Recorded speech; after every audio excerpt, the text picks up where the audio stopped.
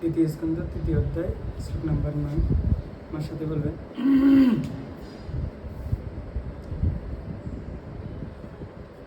রাজ্যকামং মুনিম দেবান রাজ্যকামং মুনিম দেবান নির্যাতিনতু অবিচরণ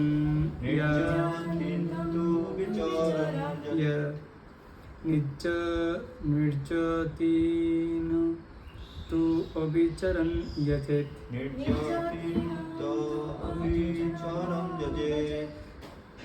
काम काम यजेत सोमम् अकाम पुरुषं परम् राज्यकामन् मुनन् देवन् निर्जतेन तु अविचरं यजेत् काम कामन् यजेत सोमम् अकाम पुरुषं परम् राज्यकाम मुनुं देवान् निर्जतेन तु अविचरन् यजेत् काम कामान् यजेत सोमम् अकाम पुरुषं परम्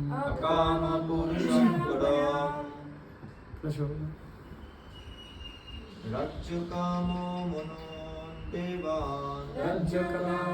मनुदेवान् निर्जतिन्तु विचारं यजेत् कामकाम यजेत् सोमम् अकाम पुरुषं परम् शब्द अर्थ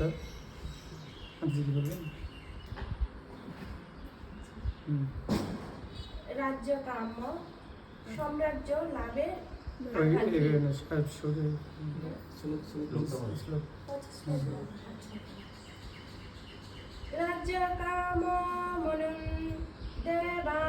রাজ্য কাম মনুন দেবাম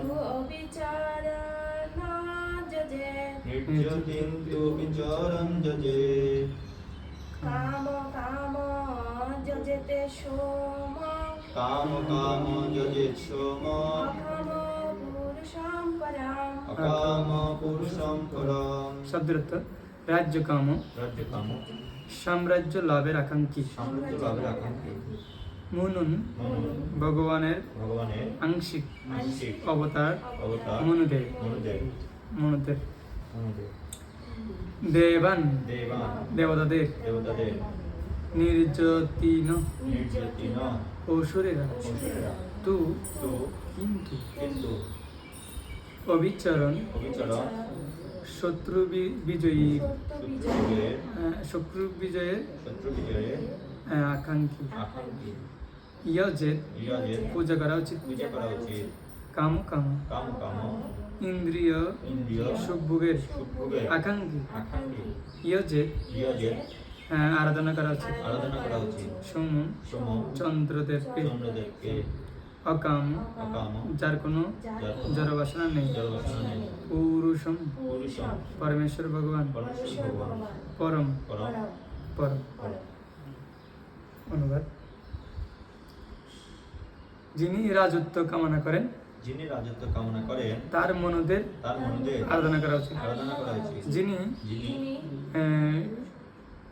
শত্রু বিজয়ের আকাঙ্ক্ষা করেন তার অসুরদের আরাধনা করা উচিত এবং যিনি ইন্দ্রিয় সুখভোগের বাসনা করেন তার চন্দ্রদেবের আরাধনা করা উচিত কিন্তু যার কোনো জড় সুখভোগের বাসনা নেই তার পরমেশ্বর ভগবানের আরাধনা করা উচিত।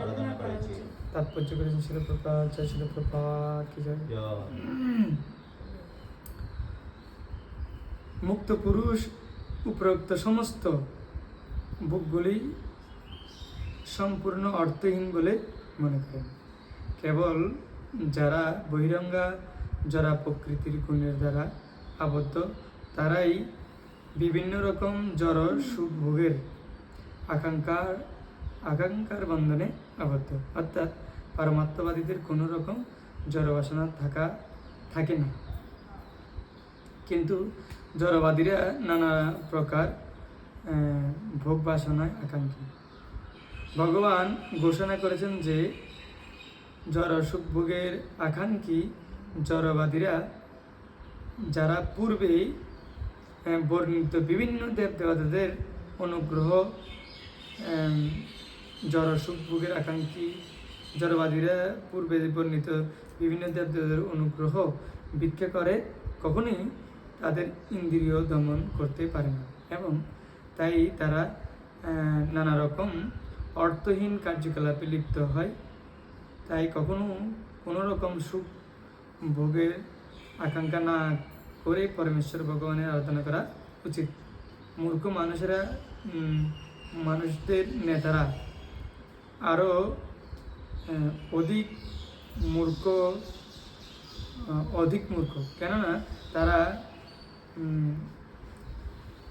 প্রকাশ্যভাবে প্রচার করে যে কোনো দেবতাদের পূজা করা যেতে পারে, কেননা চরমে তার ফল একই। এই ধরনের প্রচার কেবল ভগবদ্গীতা এবং ভাগবতের শিক্ষার বিরোধী নয়, তা মূঢ়তাও বটে, এবং এটি যে কোনো একটি ট্রেনের টিকিট কিনে একই গন্তব্যে পৌঁছানোর দাবি করার মতো মূঢ়তা। কেউই বরোদার টিকিট কিনে দিল্লি থেকে মুম্বাই যেতে পারে না। এখানে স্পষ্টভাবে বর্ণনা করা হয়েছে যে বিভিন্ন বাসনার দ্বারা প্রভাবিত ব্যক্তিদের বিভিন্ন প্রকার পূজা বিধি রয়েছে, কিন্তু যার কোনো রকম জড়ভোগ বাসনা নেই তিনি কেবল পরমেশ্বর ভগবান শ্রীকৃষ্ণের আরাধনা করতে পারেন। এই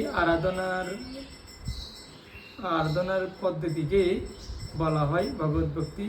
শুদ্ধ ভক্তির অর্থ হচ্ছে সব রকম জড় কামনা থেকে সম্পূর্ণরূপে মুক্ত হয়ে, এমনকি সকাম কর্ম এবং মনোধর্মী জ্ঞানের বাসনা থেকেও মুক্ত হয়ে পরমেশ্বর ভগবানের সেবা করা।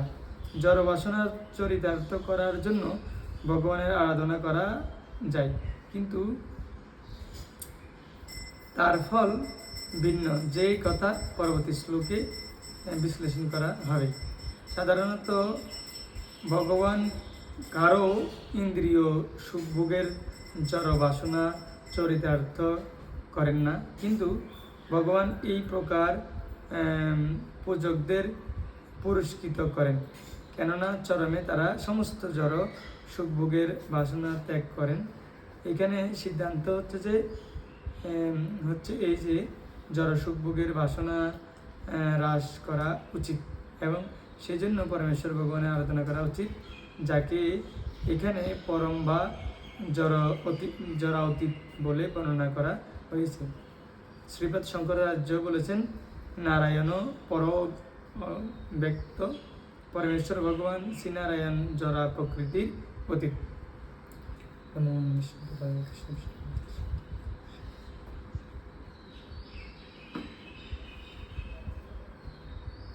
হরে কৃষ্ণ। তো সকলকে তৎকালীন ভাগবত ক্লাসে অভিনন্দন। আমরা প্রতিনিয়ত অধ্যয়ন করে যাচ্ছি ভাগবত দ্বিতীয় স্কন্ধ 3 অধ্যায়ের 9 নম্বর শ্লোক। এখানে বলছেন, যিনি রাজত্ব কামনা করেন তার মনুদের আরাধনা করা উচিত, আর যিনি শত্রু বিজয়ের আকাঙ্ক্ষা করেন তার অসুরদের আরাধনা করা উচিত। এবং যিনি ইন্দ্রিয় সুখভোগের বাসনা করেন তার চন্দ্রদেবের আরাধনা করা উচিত। কিন্তু যার কোনো জড় সুখভোগের বাসনা নেই তার পরমেশ্বর ভগবানের আরাধনা করা উচিত। তো মূলত সমস্যার অনেক ধরনের কি আছে সমাধান রয়েছে। আমরা পূর্বে আলোচনা করেছি যে এক এক দেবতার আরাধনা করলে এক এক দিকে আমরা কি লাভবান হতে পারবো, সেই জিনিসটা লাভ করতে।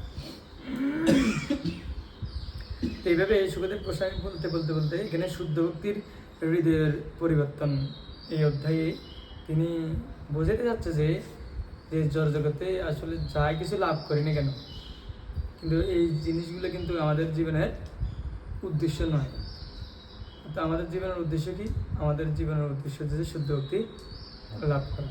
তো এই শুদ্ধ ভক্তিটা লাভ করার জন্য আমাদেরকে আগে বুঝতে হবে যে কীভাবে শুদ্ধ ভক্তি লাভ করা হবে। তো শিলপ্রভুর তাৎপর্য এখানে সুন্দর করে বলেছেন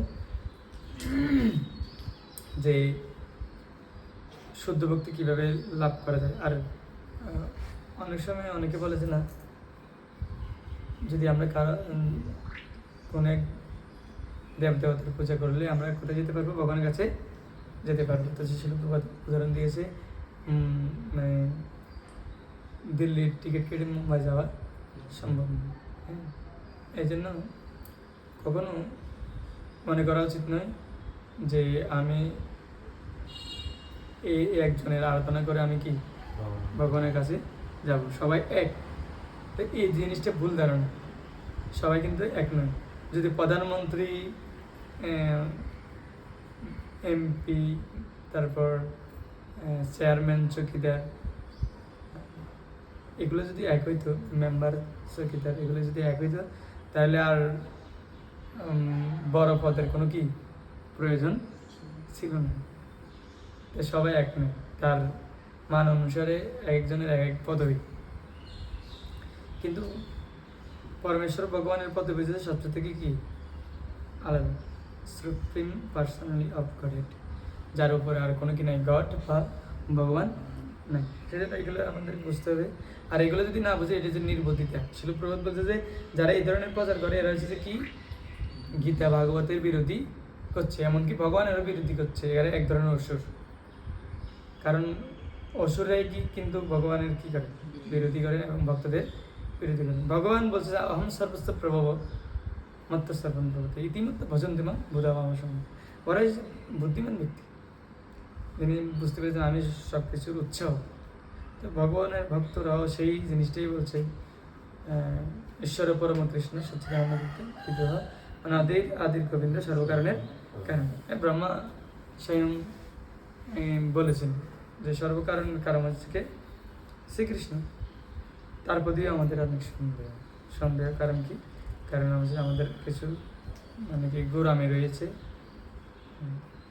মূঢ়তা রয়েছে, সেই জন্য এরকম মনে হয়। তো এক একজনের আরাধনা করে এক একটা জিনিস লাভ করে।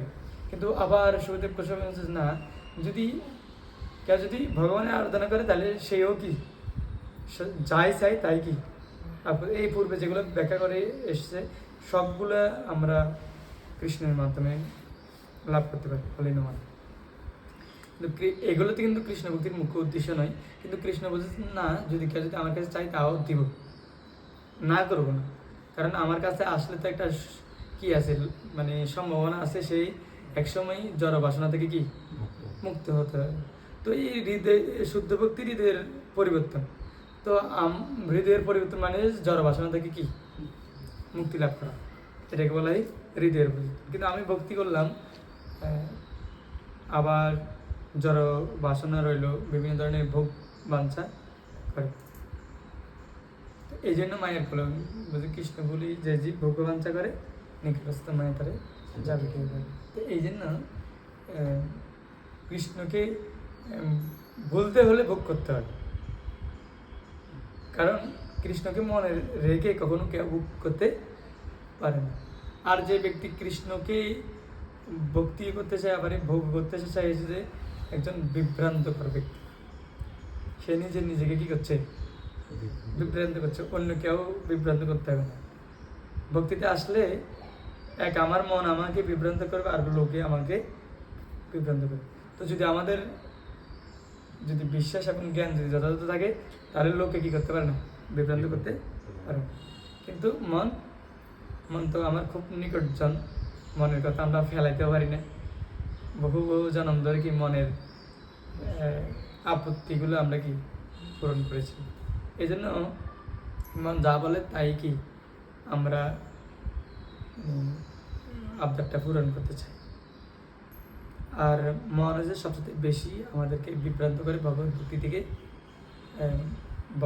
এগিয়ে যাওয়ার পথে। এটা বোঝাটা অনেক কি আছে, গুরুত্বপূর্ণ একটা বিষয়। এটা কিন্তু সহজে বোঝা যায় না। তো যত মন কি হবে, জড় বাসনা থেকে মুক্ত হবে, যত শুদ্ধ হবে, ততই আমরা কি উপলব্ধি করতে পারবো যে এটা হচ্ছে কি মায়া, আর এটা হচ্ছে কি কৃষ্ণ।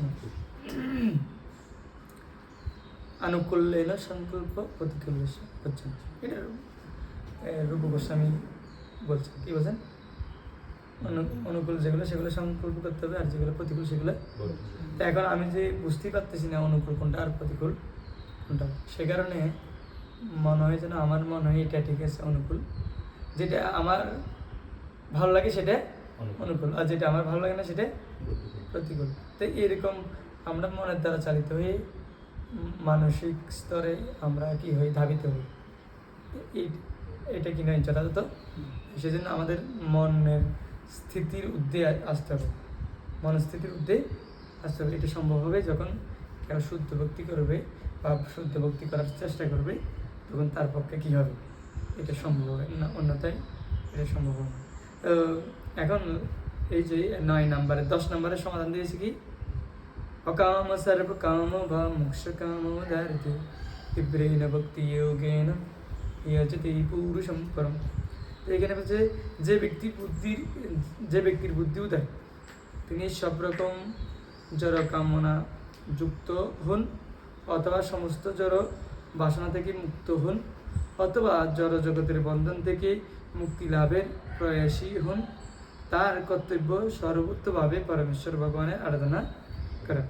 কালকে শ্লোকে আমরা কি পড়ছিলাম, সেখানে বলছে যে ভগবান এবং ভগবানের ভক্তের আরাধনা করা। তো যদিও ভগবান আরাধনা করলে আমরা কখনো মায়াকে কি করতে পারবো না, অতিক্রম করতে পারবো না, যদি ভগবান ভক্তের আরাধনা করা না হয়। কারণ এটা হচ্ছে যে প্রত্যক্ষ প্রতিনিধি, আর এটা হচ্ছে পরোক্ষ। এটা হচ্ছে প্রত্যক্ষ, আর এটা হচ্ছে পরোক্ষ।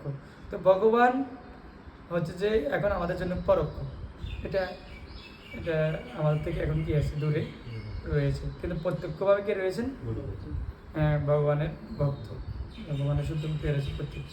এরা আমরা ভুল করলেও ভগবান বলবে না তোমার কি হচ্ছে, বলেছে। অত যারা উন্নত স্তরে রয়েছে, যাদের চেতনা শুদ্ধ আছে, তাদেরকে ভগবান পরমাত্মা রূপে কি দিক নির্দেশনা দেয়। কিন্তু যে কলুষিত অবস্থায় রয়েছে, তো সে কীভাবে বুঝবে যে আমার ভুল হচ্ছে না। সেজন্য এই পয়েন্টে কী করতে হবে, একজন অভিজ্ঞ ভগবত প্রতিনিধি কী করতে হবে, স্মরণ গ্রহণ করতে হবে। তো তারা আরাধনা করলে তখন সে তাকে নিয়ে যাবে কোথায়, বলছে যে কৃষ্ণ কৃপায় আমরা গুরু পাই, গুরু কৃপায় আমরা কৃষ্ণ পাই। তো কৃষ্ণ যদি কৃপা করে কোনো শুদ্ধ ভক্তকে আমাদের কাছে পাঠায়, তাহলে আমরা শুদ্ধ ভক্তের কৃপায় কৃষ্ণের কাছে যেতে পারবো। তা আমাদের ইচ্ছেটা হতে হবে কি, তীব্রেণ ভক্তি যোগেন। কারো যদি তীব্রতা থাকে, সে জড় বাসনা যুক্ত হোক, মুক্ত হোক, মুক্তিকামী হোক, যাই হোক, আর সে যদি ভক্তিকামীও হয়, তথাপি তার কি উচিত, পরমেশ্বর ভগবানের আরাধনা করা বা শুদ্ধ ভক্তি যাচনা করা।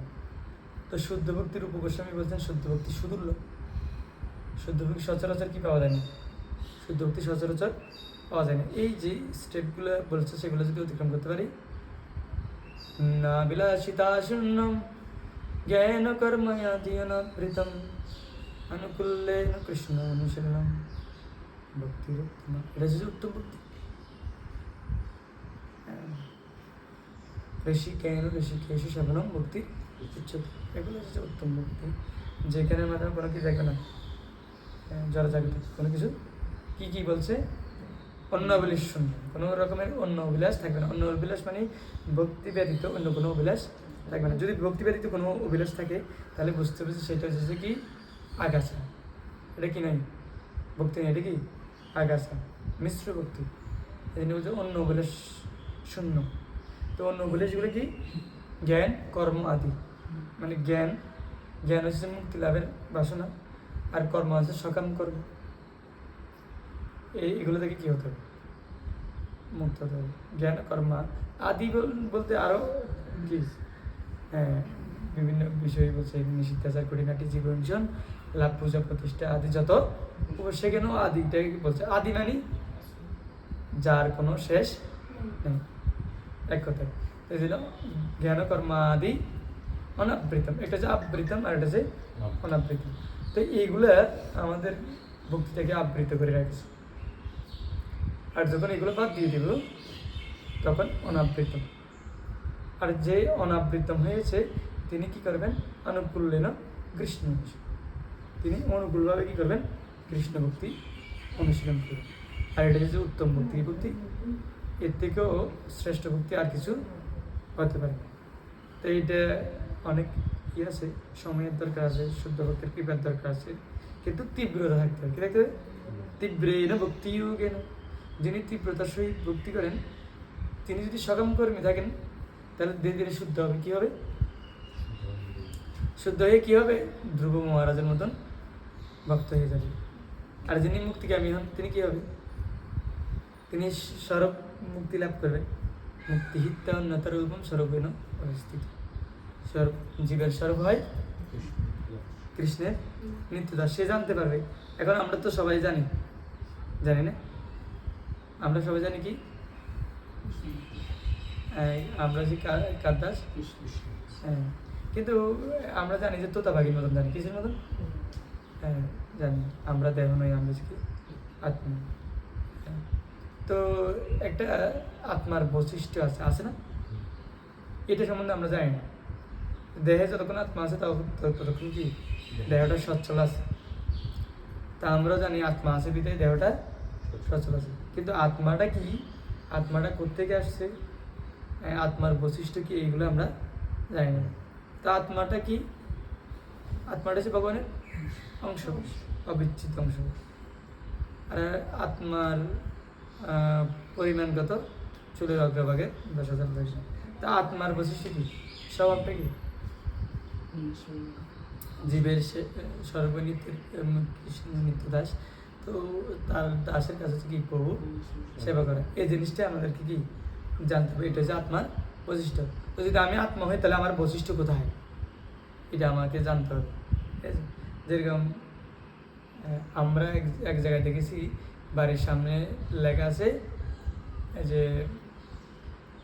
এখানে কি আছে? কুকুর রয়েছে। কি রয়েছে? তো যে কখনো কুকুর দেখে নাই, তো সে বুঝতে পারবে যে কুকুর মানে কুকুর, কিন্তু কুকুরের স্বভাব কি এটা জানতে হবে না। কুকুর কি করে? কুকুরকে আদর করে নাকি কামড় দেয়? কি দেয়? তো এই জিনিসগুলো জানতে হবে না। এগুলো যদি না জানে তাহলে সে কি তত্ত্বগত জানে? তো সেজন্য আমাদেরকে তত্ত্বগত জানতে হবে যে কুকুর হচ্ছে ডেঞ্জারাস একটা প্রাণী, আর এটার সংস্পর্শে গেলে সে কী করবে? কামড় দেবে, আমাদের প্রাণ নিয়ে নেবে। ঠিক আছে? এই জন্য এটার সম্বন্ধে যথাযথ কি রাখতে হবে? তত্ত্বগত জানতে হবে। তো আত্মা সম্বন্ধে তত্ত্বগত জানতে হবে। ঠিক আছে? সেজন্য যে আত্মতত্ত্ব বিজ্ঞান, ভগবদ্গীতা কি? আত্মতত্ত্ব বিজ্ঞান বা সাংখ্য দর্শনটা বলতে বোঝাচ্ছে আত্মতত্ত্ব বিজ্ঞান। যিনি আত্মা সম্বন্ধে তত্ত্বগত জানবেন, বিজ্ঞান সম্বন্ধভাবে জানবেন। তো এই জিনিসটা শ্রবণের পাশাপাশি কী করতে হবে? আমাদের অনুশীলন করতে হবে। কী করতে হবে? বিশ্বাস সহকারে অনুশীলন। তো তখন এই আত্মতত্ত্ব বিজ্ঞানটা কি উপলব্ধি হবে। তখন আমি বুঝতে পারি না এটা আমি যেহেতু দাসের কাছে যে প্রভুর সেবারা, তখন যে সেই ভিতর থেকে একটা আনন্দ, ঈশ্বর পরম কৃষ্ণ সচ্চিদ আনন্দ। আমাদের স্বরূপে আমরা কি? আমাদের স্বরূপে আমরা তিনটা জিনিস। কী কী জিনিস?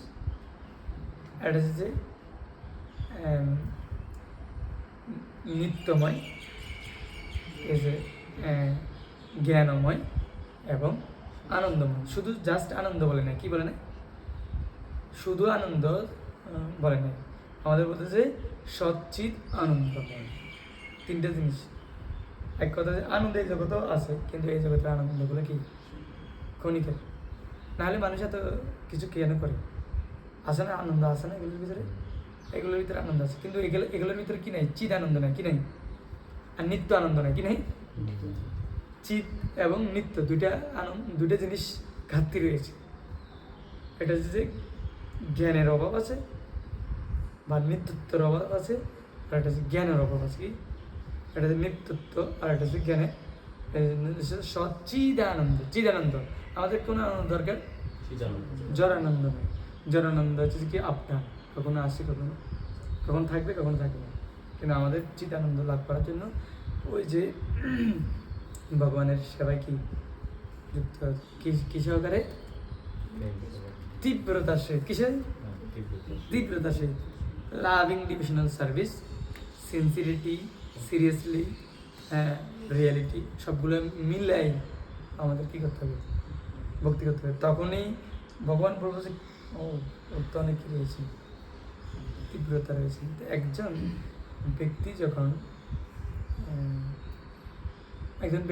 কি মানে ঐকান্তিক হয়, তাহলে সেটা কি সম্ভব কি না? তো একটা গল্পের মাধ্যমে বোঝাই যে একজন ব্যক্তি কৃষক, গরিব, তো ওনার একটা ছেলে ছিল। কি ছিল? ছেলে। তো ছেলেটা অন্য কেউ শত্রুতা করে তাকে কি করেছে? জেলে ভরে দিয়েছে, বিভিন্ন অস্ত্রের মামলা দিয়ে ভরে দিয়েছে।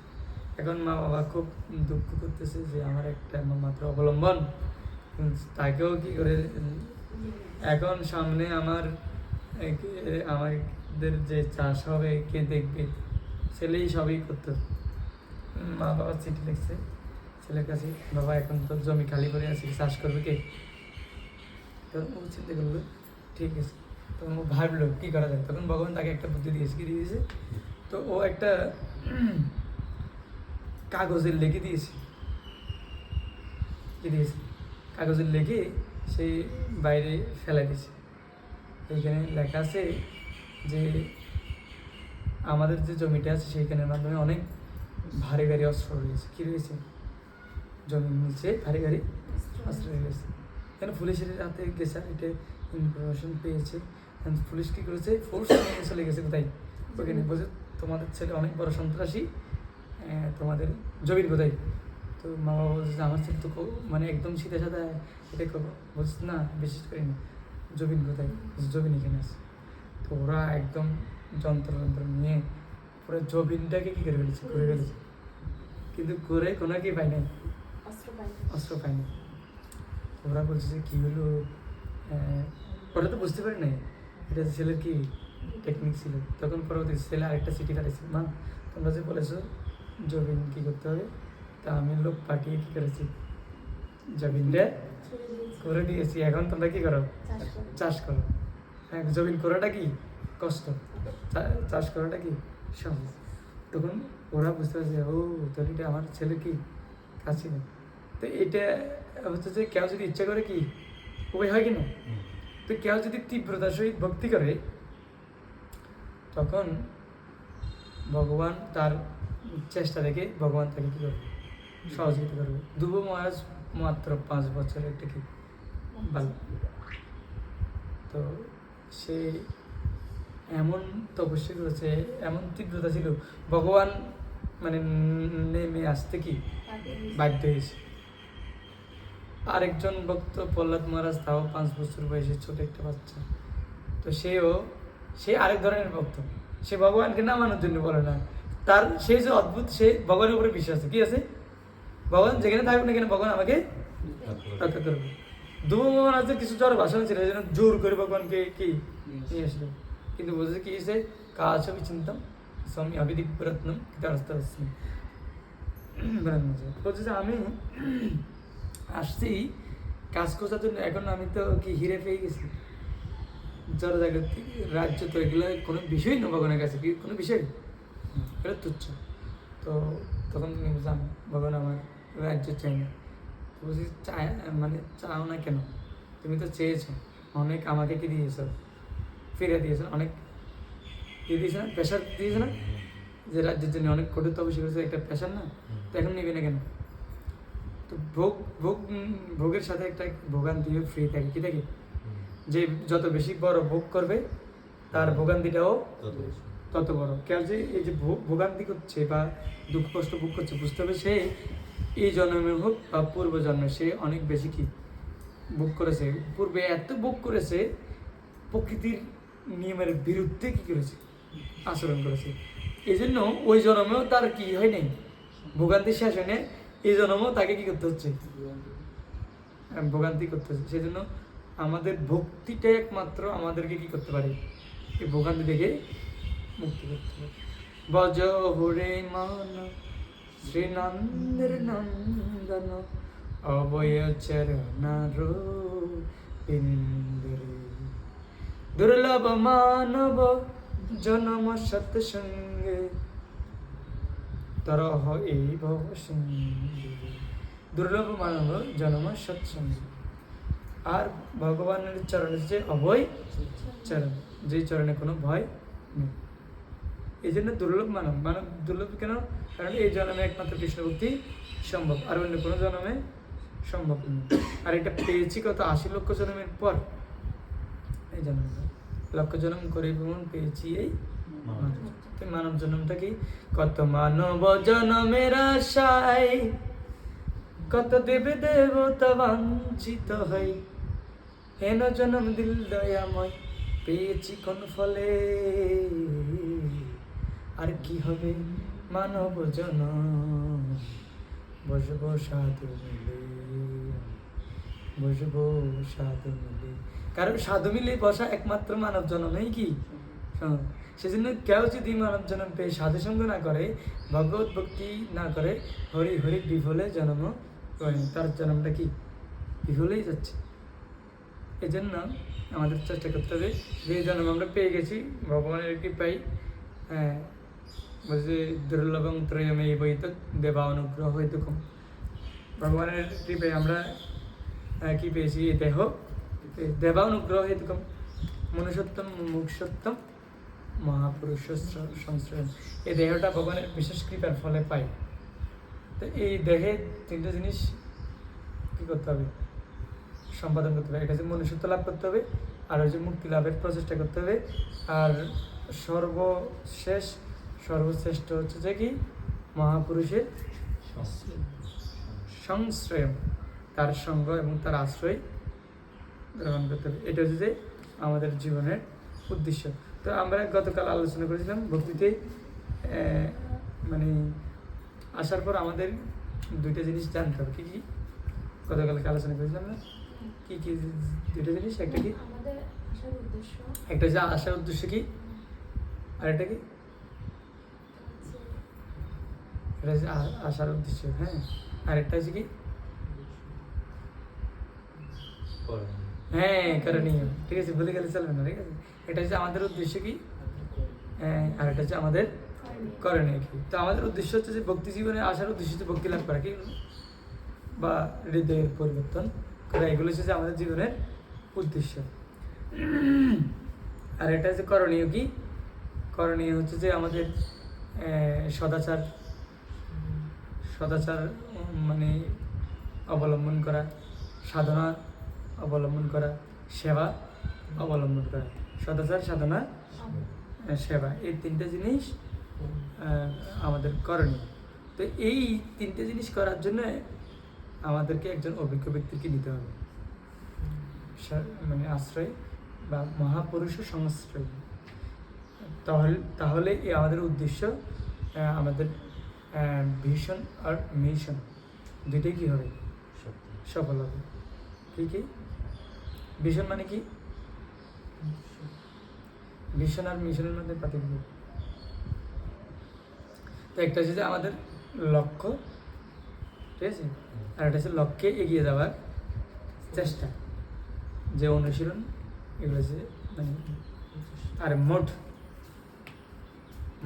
আমাদের মনোভাব কি, আমাদের মনোভাবটা কি থাকতে হবে, আমাদের কোন মনোভাবে আছে এগুলো মডার্ন মিশন ভিশন এগুলো সম্বন্ধে ক্লিয়ার থাকতে হবে।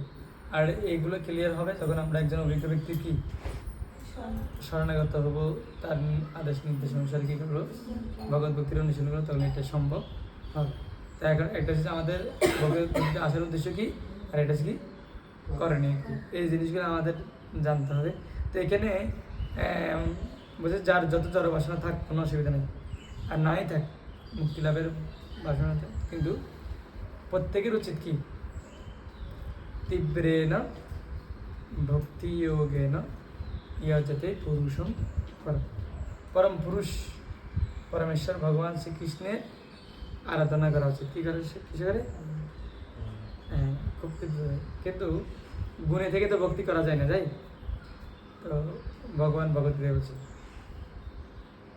মঞ্চ ইয়বে বিচারেণ ভক্তি যোগেন সেবতে সগুণন সমিতিতেতন ব্রহ্ম ভূয়া কল্পতে। কি বলছে? বলছে যে কেউ যদি ঐকান্তিকভাবে ভগবত ভক্তির অনুশীলন করে তাহলে তিনি এই প্রকৃতির 3 গুণকে কি করতে পারে? অতিক্রম করতে পারে। তখন সে কেমন হবে? ব্রহ্মভূত প্রসন্নাত্মা ন শুচতি ন কাঙ্ক্ষতি সংসর্বেষু ভূতেষু মদ্ভক্তি লাভতে পারেন। তিনি একমাত্র ভক্তি লাভ করতে পারে কে? যিনি প্রকৃতির 3 গুণকে অতিক্রম করতে পারে। গুণ মানে যে দড়ি, 3টে দড়ি দিয়ে বাধা থাকলে কখনো আমরা স্বাধীনতা থাকতে পারবো?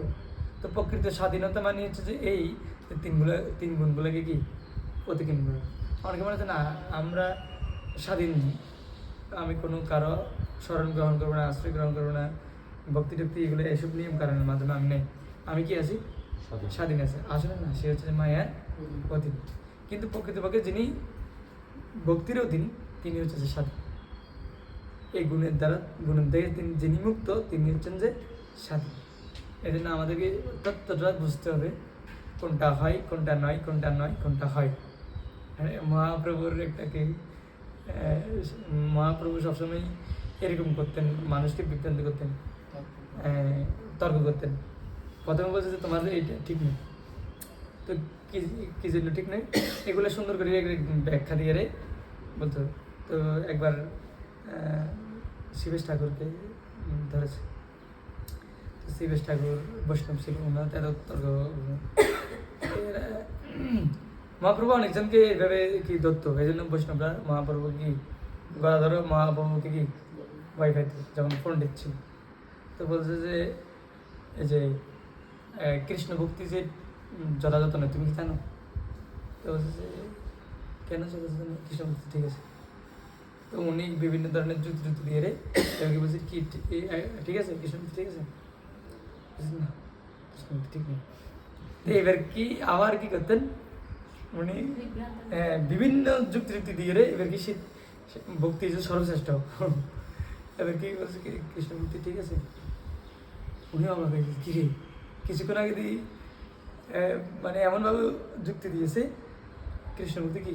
এই জন্য শিল প্রপাত বলছে যে আমাদেরকে এমন দক্ষ প্রচারক হতে হবে যে মায়াবাদীরা এমন এমন যুক্তি দিবে যেগুলো খণ্ডন করার সামর্থ্য রাখতে হবে। শিলপ্রপাত একবার তার শিষ্যকে বলছে যে একটা কাজ করো, তুমি ভক্ত সাজো, না তুমি মায়াবাদী সাজো, আমি ভক্ত সাজি। তো উনি মায়াবাদী সাজছে। শিলপ্রপাত তখন উনি কোনো রকমে শিলপ্রপাতকে কী করতে পারছেন, তখন উনি ভক্তিটা কি শ্রেষ্ঠ। এবার বলছে ঠিক আছে তুমি এবার কি ভক্ত সাজো, আমি মায়াবাদী সাজি। আর এবার শিলপ্রপাত মায়াবাদী সাজি ওনাকে এমন এমন যুক্তি দিয়েছে, উনি একদম মানে কি হয়ে গেছে। উনি মনে করছিলেন না এবার আমি শিলপ্রপাতকে কী করবো, আটকাবো, ঠিক আছে, কারণ ভক্তি জীবনে অনেক কিছু জানে, কিন্তু এটা তো জানে না মায়াবাদীরা আরও ডেঞ্জারাস। তখন শিলপ্রপাতে এমন এমন যুক্তি দিয়েছে, উনি বলতেছে সত্যি তো এগুলো তো খণ্ডন করার কি নেই। তো এই জন্য শিলপ্রপাত বলছে যে আমাদেরকে এমন দক্ষ হতে হবে যে মানে সবাইকে কী করার সামর্থ্য আমাদেরকে থাকতে হবে, মানে একদম জজ লয়ারের মতন হতে হবে। কিসের মতন? একদম তার্কিক হতে হবে, সিদ্ধান্ত সিদ্ধান্ত দেওয়ার সময় জজের মতন হতে হবে, আর তর্ক করার সময় কি উকিলের মতন, হ্যাঁ, লয়ারের মতন হতে হবে। এরকম হলে তাহলে সবাই মানে এই জিনিসটা কি, আর যারা কিছু আছে গোড়া টাইপের মানে অন্ধবিশ্বাসী বা তার্কিক এরকম হবে। এই জন্য ভগবত ভক্তি যে সর্বশ্রেষ্ঠ, সেটা যে কোনোভাবে আমাদেরকে যে কোনো অ্যাঙ্গেল থেকে মানে আমাদেরকে সিদ্ধান্ত দিতে হবে, যে কোনো অ্যাঙ্গেল থেকে, মায়াবাদ হোক আর মানে কি সকাম কর্মী হোক, যে কোনো অ্যাঙ্গেল থেকে আমাদের এটাকেই সর্বশ্রেষ্ঠ হিসেবে কী করতে হবে, তুলে ধরতে হবে। তখন জায়গায় এটাকে সবাই কী করবে, গ্রহণযোগ্য হবে। ঠিক আছে, এমনিতে ভক্তি তো গ্রহণযোগ্য, ভক্তি যে সর্বোচ্চ। যোগিনামপি সর্বেষাং মদ্গতেন অন্তরাত্মনা শ্রদ্ধাবান ভজতে ইয়ম স্মৃত্যা তমেয়িত। বলছে সর্বশ্রেষ্ঠ যোগী কে? যিনি শ্রদ্ধা সহকারে আমার আরাধনা করেন, তিনি হচ্ছেন সর্বশ্রেষ্ঠ যোগী। এই জন্য এই যুগ ভগবান ভগবদ্গীতার প্রথমে অনেক যুগের কথা বলে গেছেন, কিন্তু শেষে কি বলছে? যোগীদের মাধ্যমে সর্বশ্রেষ্ঠ যোগী হচ্ছে কি? ভক্তি যোগী। এর থেকে শ্রেষ্ঠ আর কোনো যোগী নেই। তো এই বিশ্বাসটা নিয়ে আমাদের কি করতে, ভক্তিযোগ অবলম্বন করতে হবে। তাহলে আমরা কি ভগবত ভক্তিতে এগিয়ে যেতে পারবো এবং অন্যদেরকেও কি করতে পারবো, এগিয়ে নিতে পারবো বা যুক্ত করতে পারবো। হরে কৃষ্ণ। কোনো প্রশ্ন আছে কারো? যদি আপনাদের কোনো প্রশ্ন থাকে তাহলে কি বলতে পারেন। অবশ্যই একদম যা আলোচনা করা হয়েছে একদম ক্লিয়ারই কি আলোচনা করা হয়েছে। এখানে প্রশ্ন করার মানে সে যে এরকম কিছু নাই, তার মানে আপনারা বুঝে গেছেন। একটা হচ্ছে যে না বুঝলে কোনো প্রশ্ন থাকবে না, আর একটা হচ্ছে যে বুঝে গেলে আর কোনো প্রশ্ন। তো আমি নিশ্চিত আপনারা বুঝে গেছেন, আপনাদের কোনো প্রশ্ন নেই। जय अमल पुराण भागवतम की जय, जय गदाधर पंडित धाम की जय, गुरुदेव भगवान की जय, जगत कृष्ण कृपा की समवेत गौर भक्तवृंद की जय, जय निताई गौर श्री